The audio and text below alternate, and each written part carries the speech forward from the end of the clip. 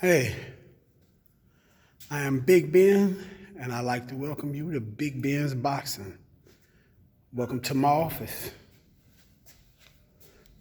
So, man, it happened this weekend. Everybody's taking these exhibition fights, these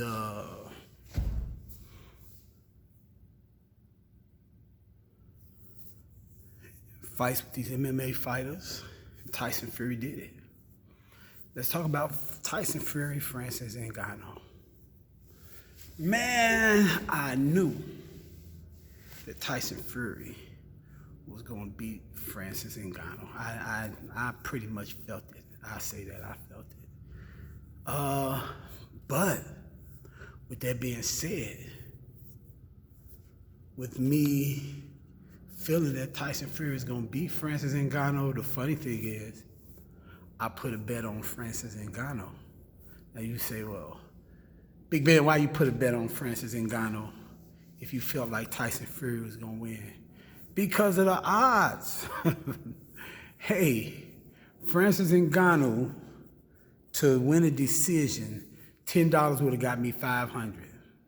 And so, yes, I did. I bet $10 on Francis Ngannou to get a decision over Tyson Fury, and I thought that it quite possibly, I thought it was possible. It wasn't out of the realm of possibilities. Now, I didn't think it was probable, but I thought it was possible. Now, looking at the fight, it was more probable than I thought it could be, right? Listen, I hate when people use that R word, robbery. You know, I hate when we say, hey, man, Francis Ngannou was robbed. I will not say that it was a robbery, but what I will say is this. I would have gave the decision to Ngannou. Look, when you look at the scores, you had 3 judges. You had 2 of the judges give it by 1 point. So 1 point is, hey, 95-94. I think that's the way it was, 95-94. Okay, so you had 2 of the judges having a 95-94 judging the fight. And so what that means is one judge had it 5 rounds apiece, which was 95-94 for Ngannou. One judge had it 6 rounds to 4, which was 95-94 for Fury. And the other judge, man, he had it by Ngannou taking off. I mean, not Ngannou, Tyson Fury taking off. I forgot what his score was, but man, he had it a little bit lopsided. I don't think it was a lopsided fight. I think a lot of people thought Ngannou edged it out. Did Ngannou blow Tyson Fury out? No, he didn't. Did Ngannou whitewash Tyson Fury? No, he didn't. Did he dominate Tyson Fury? No, he didn't. So therefore, if he didn't dominate the man, then it was a close fight. If it's a close fight, we can't say it's a robbery because all it takes is for something small to happen and we could be sitting side by side and you can see it and I don't, and it'll change your opinion of 1 round. And so it's a good fight. Now I'm gonna say this in my analysis of the fight from what I could see is that, man, Tyson Fury, well, first of all, everybody talk about how great Tyson Fury can box. Tyson Fury is not the boxer, I think, on the level that everybody put him to. Now, do he have great boxing skills? Tyson Fury has very, very exceptional boxing skill. The problem is Tyson Fury will only box for a few minutes. Man, listen, it takes a lot of energy to move around 280 pounds like that, move and popping a jab and switching directions. And man, it takes a lot of energy to do that. And Tyson Fury puts all that extra poundage on, man, he can't move like that for an extended amount of time, let alone a whole fight. Now, when you look at somebody like Ali, who was 6'3" and about 210, man, he was exceptional. Even to be 6'3" and 210 and move like that, man, that was exceptional. That was exceptional. Hey, when he came back after a 3-year exile from boxing, man, he never got it back. He never could move like that again with as effortlessly as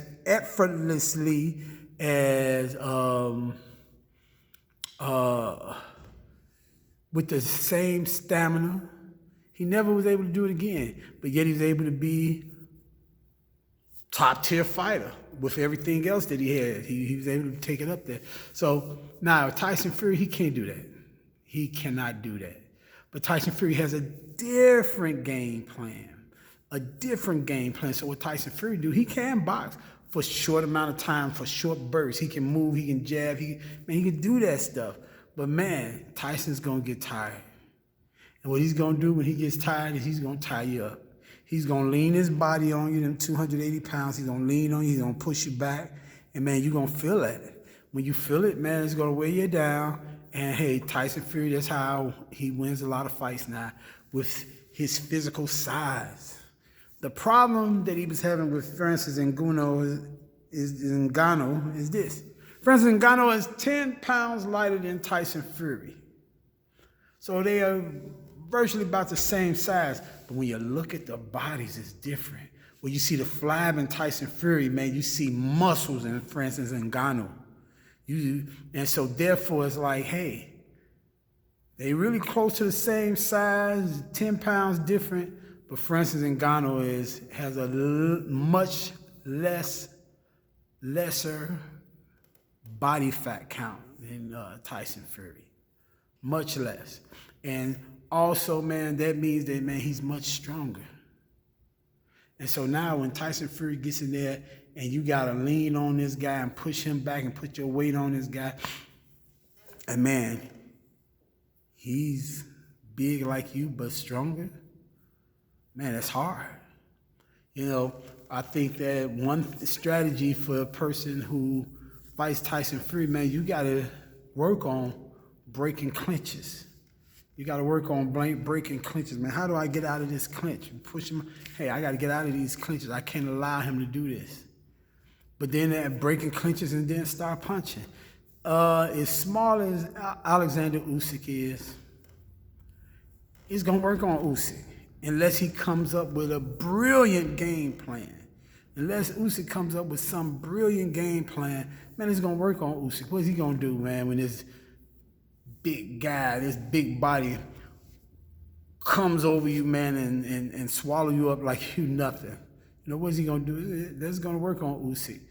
Now, hey, Usyk may come up with some genius. He may come up with some extremely genius, but the man is big. He's big. He can throw punches from a long distance, and when you get in close, he swallows you up. Put them arms and that weight around you. The problem with Francis Ngannou is that even though that was his very first fight, his very first boxing match, I should say, his very first boxing match, man, if Francis had a little bit more experience and skill, Tyson wouldn't be able to do anything with him. The man is big and he's strong, much stronger than Tyson Fury. You know, when I look at, man, who can beat him now as far as Tyson Fury, maybe a big guy like Zhilei Zhang, you know. I think that, and this is going to be controversial to a lot of people, but I think that Deontay Wilder, maybe. Deontay Wilder, I know he beat Wilder, in my opinion, he beat Wilder 3 times. But with the change-up that I see him doing, what it looked like he's doing, and I haven't seen him get a chance to execute it, but with the things that he's changing, and the way he's been looking on the pads, I know they just passed, hey, like Bruce Lee would say, pad no hit back, okay? But man, he's looking sharper and he's looking like he's making changes that would help him in those type of situations. But to the point of everything that I'm saying here is that, man, listen, Tyson Fury's a big guy and he learned how to use his size to his advantage. And it's going to either take a very, very big guy to stop him, to be like, hey, it doesn't matter. You bring your size, I bring size back to you. You know, somebody who can cancel out his size with their size. Or it's going to take somebody with a genius game plan. Like I say, I thought Wilder was doing good in that last fight. He got tired. And the ironic thing is, man, Wilder got tired in the 3rd round, but didn't get stopped till the 11th. And then after he got tired, he still knocked Tyson Fury down 2 times. So with some slight adjustments, I think he could do some things. Like I said, Zhilei Zhang, I think he could do some things. There's another Chinese guy who was boxing for a while, man, was like 7 feet. Man, that's a lot of size. Now you throwing Tyson off with your size. So I think this is what it'd take to beat Tyson Fury, is some size. I do think that Francis Ngannou should have got the decision. I wouldn't go as far as to say robbery. Robbery is a big word that implies that, hey, the system cheated for Francis Ngannou. And I'm not saying that it did or it didn't, but I'm saying that there's nowhere near enough proof to make that type of accusation. Hey, it was a good fight, or it was a competitive fight, I should say. And I'm ready to see how this year is going to wind down to the end, man. What else are we going to do, man? We've had a great year of boxing so far, man. I hope it continues. And, man, hey, for fans' sake, man, we want to see these great fights. I think what's coming next, big fight is Benavidez versus Andrade. And, hey, on that undercard is Jose Jr. Is going to be fighting Jamal Charlo, which should probably be kind of interesting. That is it, man. Listen, be sure for me to push those like buttons, subscribe to the channel.